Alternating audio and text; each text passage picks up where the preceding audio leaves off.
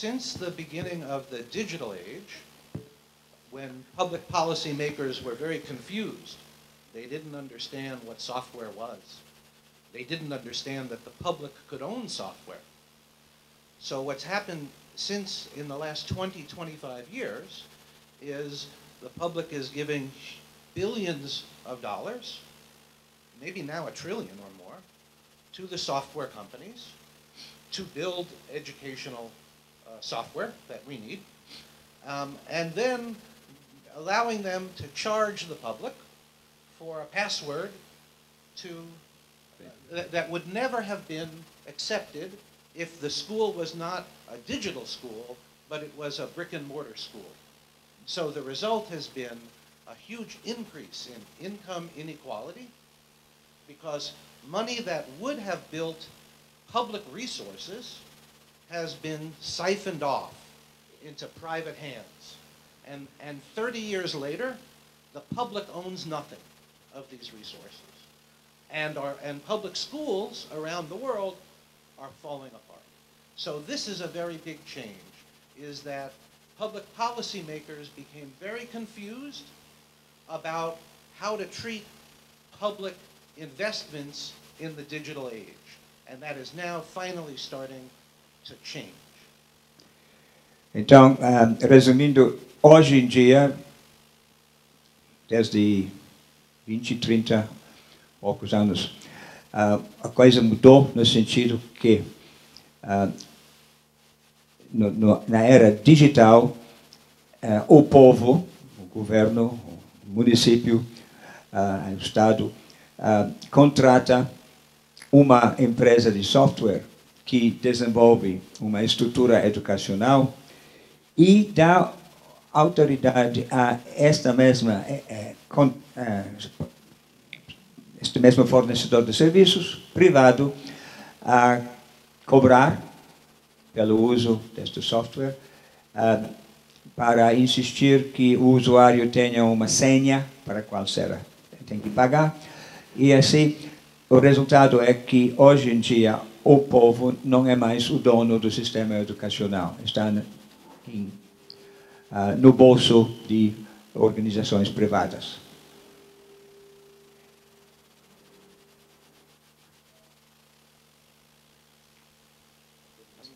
Yeah, I'm going to analyze it. Gracias. Hay muchas preguntas. Está fenomenal. Yo creo que cambian varias cosas. Voy a destacar un par. Voy a destacar dos cosas. La primera es que desde hace 20 o 30 años, por lo menos en Europa, aquí en Latinoamérica conozco también bien el caso, en Brasil no, así que no hablo por vuestro país. Pero desde hace 20 o 30 años existe un incremento de los mecanismos de acreditación y de seguimiento tanto del estudiante, del programa académico, del profesor, de la institución, el colegio, la universidad. Acreditación, calidad, cada vez más. Hace poco hablábamos en la comida, yo decía el caso en Europa, lo habitual es que todo este trabajo alrededor de la calidad y de las métricas de un determinado proyecto educativo o un programa educativo lleve la mitad del día. De todo el día, la mitad del día uno se está justificando sobre lo que ha hecho, sobre lo que no ha hecho. Y fruto de eso surge la normalización. Tendemos a normalizar. Eso es una cosa que está cambiando rápidamente. Como todos sabemos, normalizar significa coger el nivel y bajarlo. Bien, tenemos gente muy buena, tenemos gente muy mala, por simplificar con palabras simples y tontas. No se va a normalizar hacia lo de arriba. Se normaliza, tiende a meter más gente, ¿de acuerdo? Y que la media vaya para abajo. Eso lo que propicia es que la responsabilidad cada vez más esté en los hombros del estudiante. Porque si yo soy un estudiante en una universidad y para obtener un grado, un bachelor, una maestría, me piden menos, que es lo que está ocurriendo ahora mismo, si yo quiero sacar más, depende de mí como estudiante. Es mi responsabilidad. Me da igual si la titulación o la universidad me pide menos. Soy yo el que se tiene que exigir más. Y eso es una tendencia que cada vez es mayor, como ya decía en la intervención anterior. La responsabilidad del estudiante es mayor. La responsabilidad de su itinerario educativo, de la competencia que adquiere, de lo que realmente es útil o no, del resultado, cada vez es mayor. Es un tema de madurez de la persona que estudia.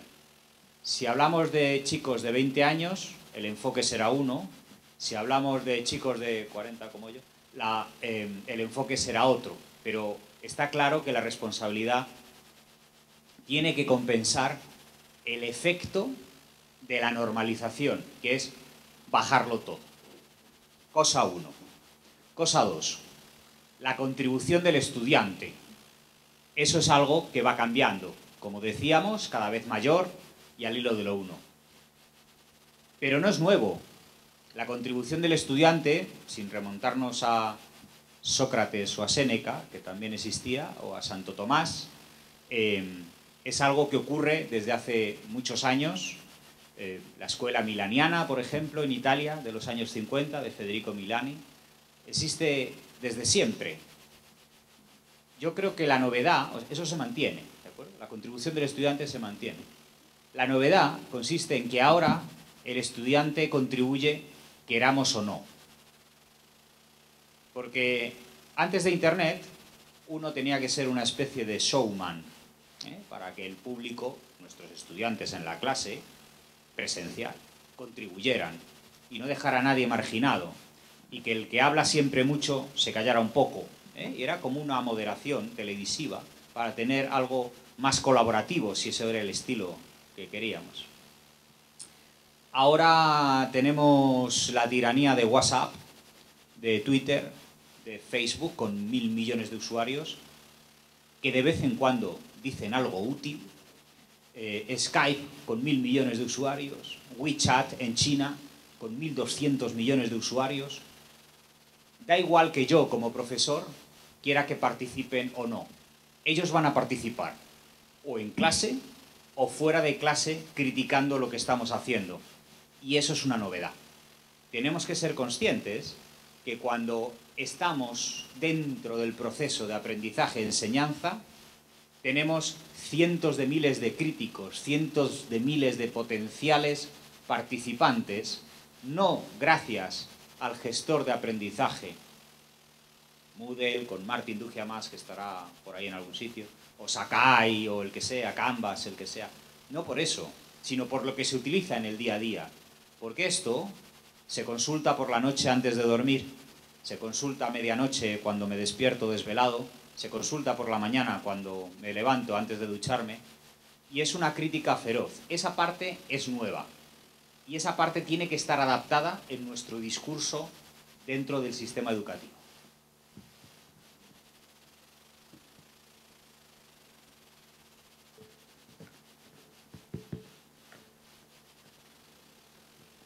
Bom, a minha resposta a esse é bem mais simples e curta. Para mim, o que muda e o que segue como antigamente. O que segue diz respeito à natureza humana. Coloquei aqui, segue firme e constante as aspirações, as expectativas, os sonhos, os desejos de realização que vêm junto com o processo do aprendizado. Esse segue constante porque é isso que dá o objetivo de vida ao ser humano. O restante, o meio como isso vai acontecer, a forma com que isso vai ser empregado, o modo com que isso vai ser obtido, ele segue mudando e mudando numa velocidade muito, muito superior à que estávamos acostumados. E isso que traz o incômodo à maior parte das pessoas, as dificuldades. Hoje de manhã eu estava mostrando um pouco de uma experiência lá de Foz do Iguaçu, só defini o que está acontecendo, não contei para vocês as dificuldades que são passadas.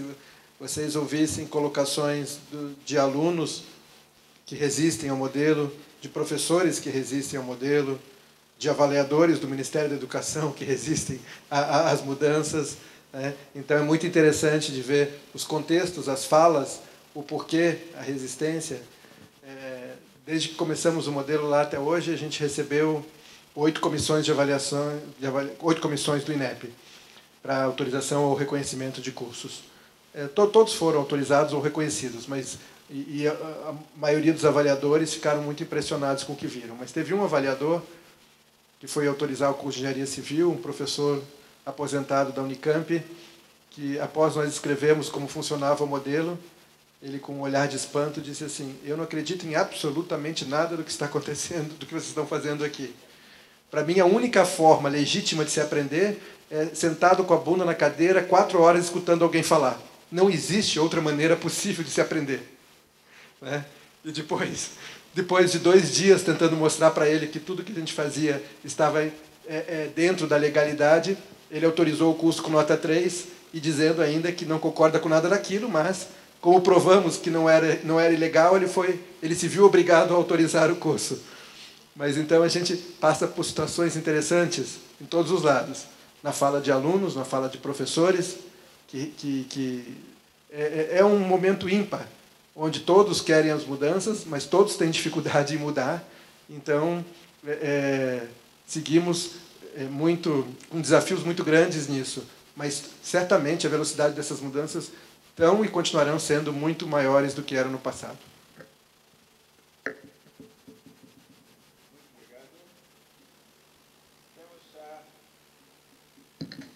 Temos várias perguntas que chegaram e consegui organizá-las em 3 grupos, que são mais ou menos dirigidos, cada grupo. Tem outras que ainda não li. Aos participantes. Eu vou começar com Hal Plotkin para responder, mas isso não é restrito a Hal. Todo mundo pode entrar na conversa. I'll start with Hal with these 3 questions, but it's not just Hal. Everybody can join in.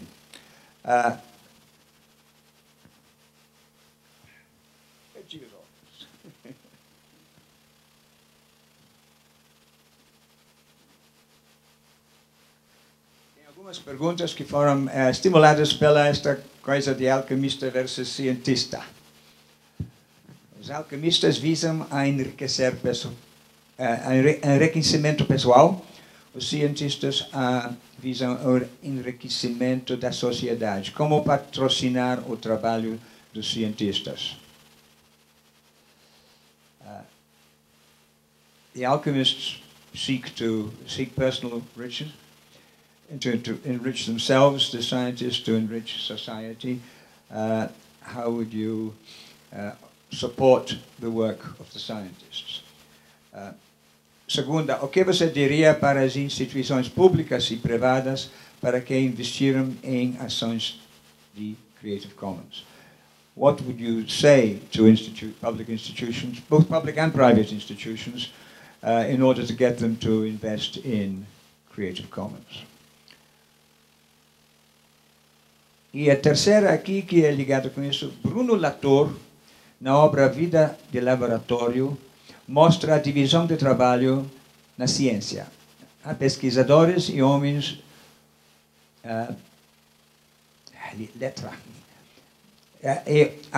Há pesquisadores e homens que buscam recursos em Washington. Como é a divisão de trabalho em Open Resources? Bruno Latour, author of a work, Vida de Laboratório, Life in a Laboratory, suggests a work division in science. There are scientists and there are people who look for resources in Washington. How does this division of labor affect the open resources movement? They're interlinked, more or less, these questions. First, let me thank whoever asked the questions for such good questions. And I'll try again to answer them briefly with one response to try and cover it all.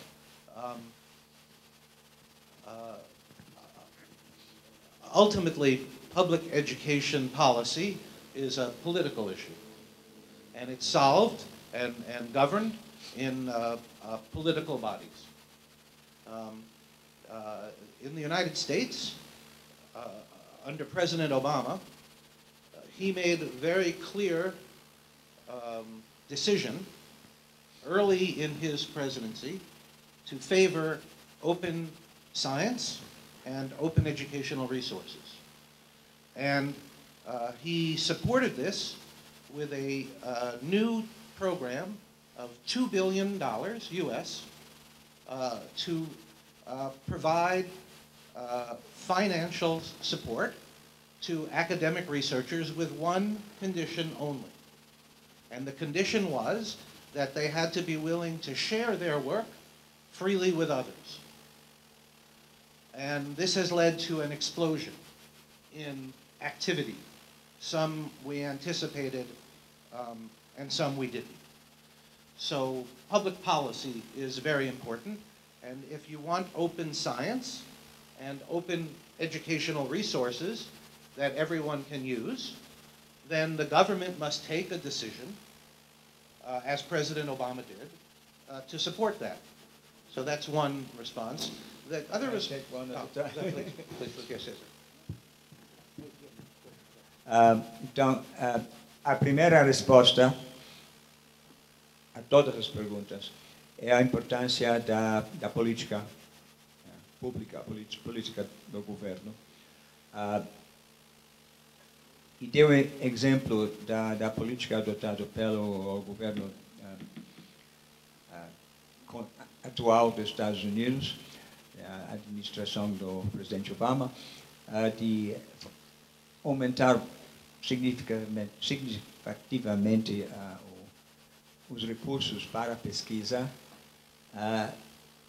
mas com uma condição que não estava normalmente colocada no passado, que é que todos os resultados sejam livremente divulgados para todos. Isso é a primeira. Segunda. Your question about Creative Commons. When we started Creative Commons 15 years ago now, and for people who don't know, we produce the intellectual property legal licenses that help people share things. And many people asked, who would ever use these licenses? Who would ever create something and then want to put a license on it to give it away? People told us we were wasting our time, that nobody would use these licenses. Last year, we issued our 1 billionth license. 1 billion. So clearly, there is an appetite, a desire, particularly among educators, to collaborate and to share in order to help one another. 1 billion licenses. A segunda parte da resposta é que, especificamente em relação a Creative Commons, que existe há 15 anos, e quando foi formada a ideia de licenciar, emitir licenças para material, para esta licença abrir a possibilidade de pessoas livremente utilizar este material, muitas pessoas acharam que isso é uma loucura, isso não vai em frente, etc. Mas a realidade é que este ano atual chegaram a emitir até agora 1 bilhão de licenças para material, recursos abertos. I could add one last thing. I mentioned the $2 billion that President Obama invested in open educational resources.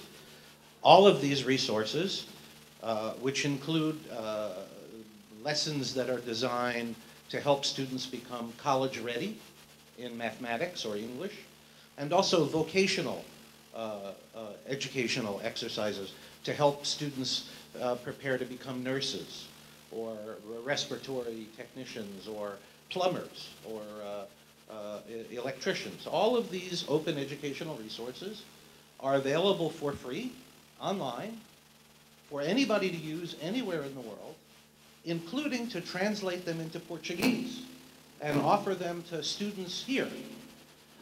I am not aware yet of any resource, English language, that has been translated or modified, but these are investments that the United States government has made in resources that we hope others will use and improve and translate, and they are available here in Portugal and around here in Brazil, and can be freely translated into Portuguese without any request for permission. Acrescentou que estes recursos do governo Obama, 2 bilhões de dólares que foram investidos em recursos abertos, e os resultados disso são licenciados, inclusive para traduções livres para outros idiomas, como o português. Ele diz que ele não está sabendo de nenhum exemplo de tradução desses materiais norte-americanos para português até agora, mas enfatiza que existe este recurso, de muitos recursos abertos, livremente disponível para serem adaptados e adotados no mundo inteiro, inclusive no Brasil. May I, Sim, por favor. I didn't get one of the questions. You asked why public institutions should invest in OER or why private companies should invest. What was the question? About private companies or about public institutions? I don't remember. Well, I heard it as how do you get people, both private and public, to invest? Both. Okay. How do you convince them? Okay. I think that we have a... perdón. Yo creo que tenemos... la pregunta era por qué tenemos que invertir en recursos educativos abiertos. ¿Okay? Y yo trabajo con recursos educativos abiertos.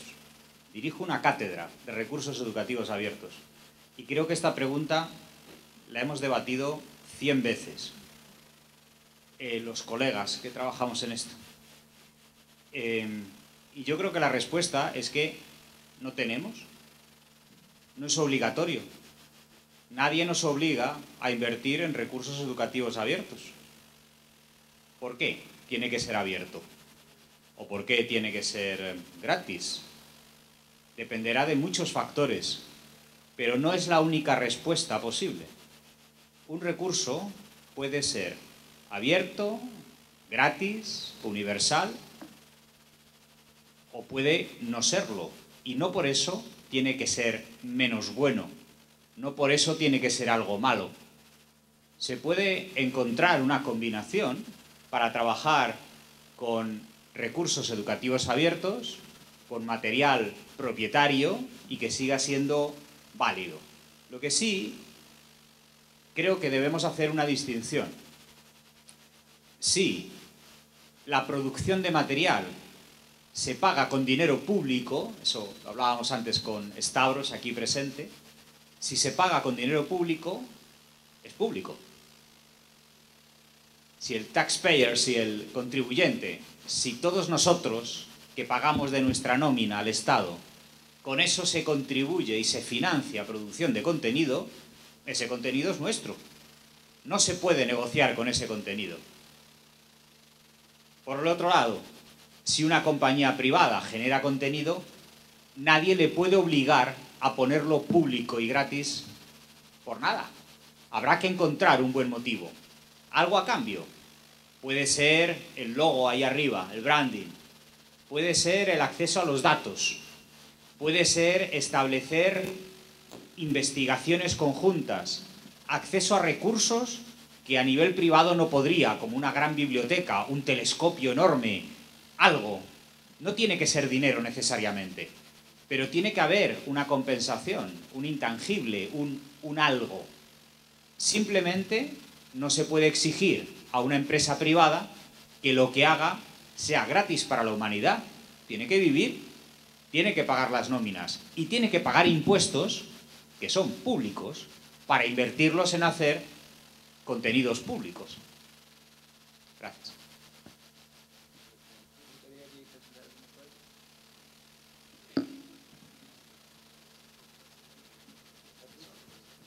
Ok.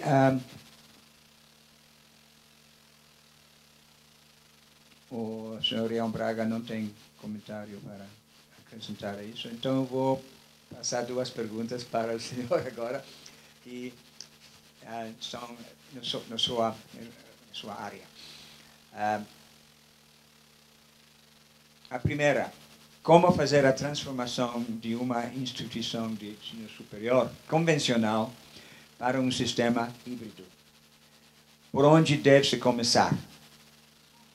E segundo, dado o número de alunos que podem ser classificados como analfabetos funcionais, como podemos torná-los protagonistas de sua aprendizagem?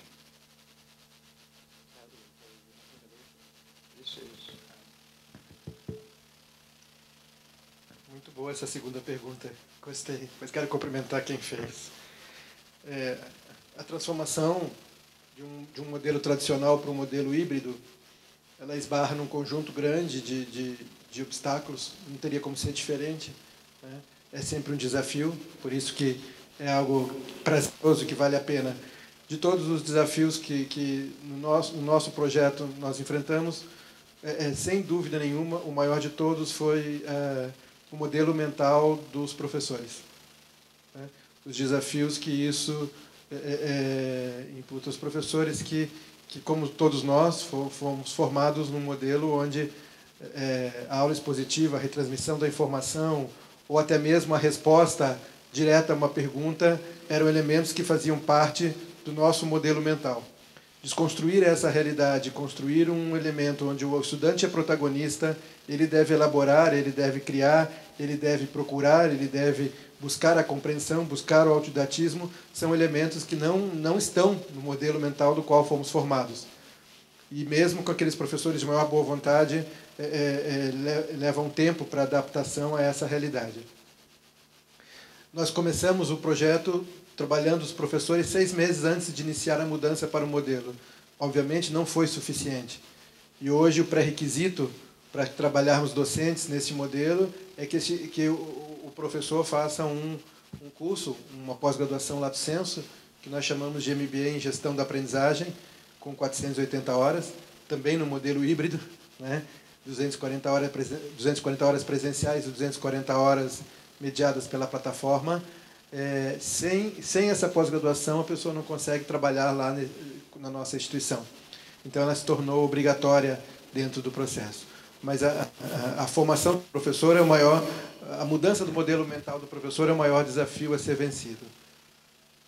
Daria para dar muitos exemplos a vocês aqui, o nosso tempo é curto, mas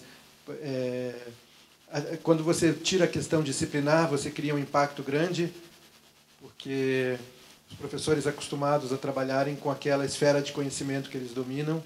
O projeto, baseado num problema real, traz uma insegurança muito grande, porque tira a questão da especificidade também da especialidade, levando o professor a uma oportunidade ímpar de aprender com os alunos que fazem o projeto o tempo todo, porque esses alunos se aprofundam na pesquisa, naquela área específica, muito mais do que ele. Então, se por um lado é uma coisa excelente para o professor, é uma coisa que assusta e cria algum nível de insegurança. E coisas mais básicas, mais simples, que tem a ver com a segunda pergunta do analfabetismo funcional. Nós cometemos vários erros na implementação do projeto. Um deles era pressupor que nosso estudante sabia ler, e ele não sabe. Então, isso aí custou caro para consertar, né? Então, a parte do estudo independente previa que, desde o primeiro semestre do curso, ele teria uma quantidade de texto dos livros clássicos daquela área para fazer a leitura. Na plataforma virtual, claro, mas com com atividades e provas semanais. Bom, boa parte desses estudantes não conseguiam compreender absolutamente nada do que estavam lendo. Daí chegavam na semana seguinte na atividade de sala e diziam ao professor: não entendi nada do que eu li, por favor, me explique tudo. E o professor, treinado que foi para explicar, ele tinha o ímpeto de começar a explicar, até que nós tínhamos que entrar em sala e dizer: não, professor, você não vai explicar nada. Como não? Não, nós vamos sentar com esse estudante e ensiná-lo a ler, senão não tem razão de ser o modelo. Daí a gente abria o capítulo do livro virtual e íamos frase a frase com o estudante até que ele desenvolvesse essa condição. Montamos uma estrutura para isso, com preceptores, com monitores, com tudo que foi necessário para corrigir essa defasagem inicial do estudante. Modificamos, iniciamos com textos mais simples, depois aprofundamos o texto, mudamos uma série de pequenas coisas para tornar viável o desafio de receber um estudante analfabeto funcional interagindo com um professor preparado só para transmitir informações e responder o que ele pergunta. Então, esse desafio realmente foi o mais complexo de todos que enfrentamos, mas estamos conseguindo vencer, a metodologia tem conseguido criar situações onde esse estudante, 2 semestres depois que ele inicia no modelo, ele tem uma facilidade enorme da leitura de qualquer livro-texto clássico da área dele. Os professores, após 1 ano trabalhando assim, já conseguem usar uma prática de questionamento do estudante. Os nossos professores aprendem a perguntar mais do que responder para o estudante, e o estudante aprende a ser protagonista e a buscar sozinho. Vocês vão dizer: foi fácil assim? Não. Dobrou a evasão, duplicou no momento de lançamento do modelo.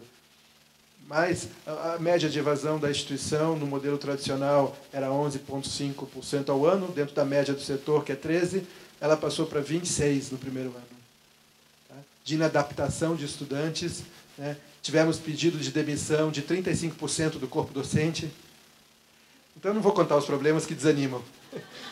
Mas, passada a tempestade, a coisa melhorou muito, tá? Vamos lá visitar. Obrigado.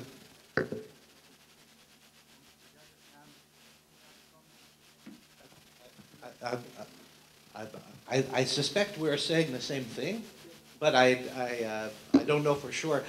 But I'll tell you, before I was a government official, I was the chairman of the board of trustees of 2 colleges in Silicon Valley for 10 years with 35,000 students.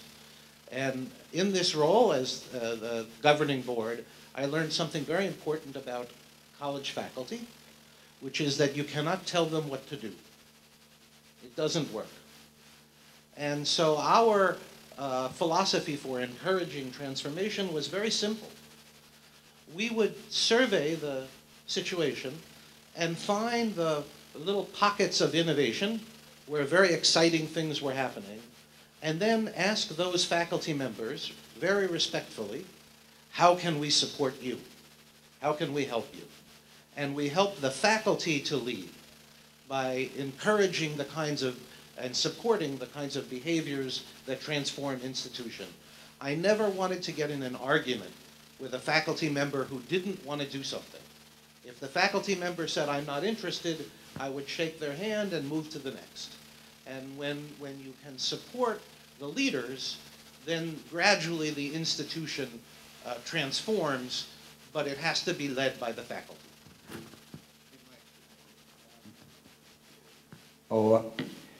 Hal enfatiza, menciona que passou tempo antes de ser membro de uma organização governamental na área acadêmica e trabalhou como membro de comitê de duas instituições de ensino superior e aprendeu uma coisa que acho muito importante, é que não se pode mandar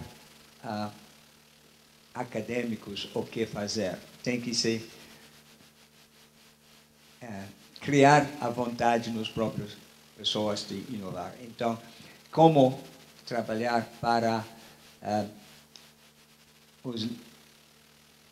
as ideias surgir da própria instituição e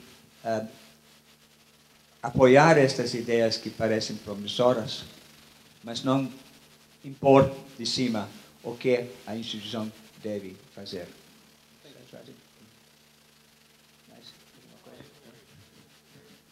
Eu queria completar, aproveitando a fala do professor, que esse trabalho do MBA de gestão da aprendizagem na formação dos professores permite que os professores criem, que o MBA ele replica, a atividade do MBA replica o que o professor precisa fazer na atividade com o estudante.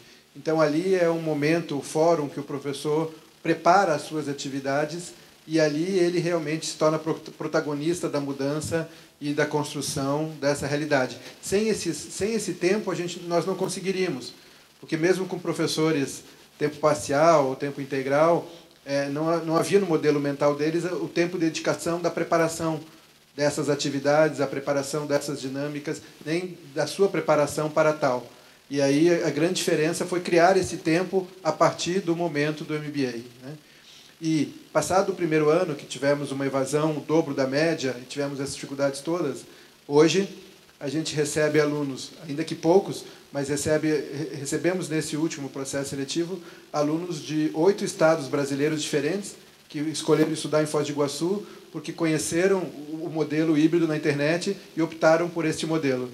E recebemos alunos também de 13 países diferentes no nosso processo de internacionalização, por isso que a gente escolheu Foz do Iguaçu para fazer esse piloto. Hoje a gente tem alunos da Espanha, de Portugal, da Síria, do Líbano, de Moçambique, da Colômbia, da China, e Paraguai e Argentina ali, que não são países, são bairros ali de Foz. Então, agora já estamos colhendo os frutos reversos. Há mais gente chegando do que saindo. Mas o primeiro ano foi realmente, amargamos muitas dificuldades.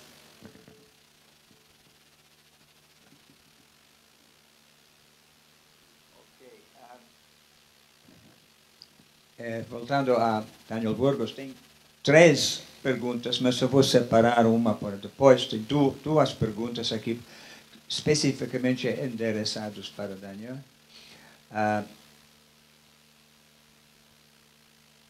Como é possível pensarmos em customização ou personalização de ensino na educação à distância quando temos que atender em escalas cada vez maior de quantidade de alunos e realidades culturais? Esta está escrita em espanhol. Em Espanha, a educação à distância se usa mais para ensino universitário ou na educação formal nas escolas. Em qual das áreas? Por favor, pode verificar minha tradução de espanhol para português.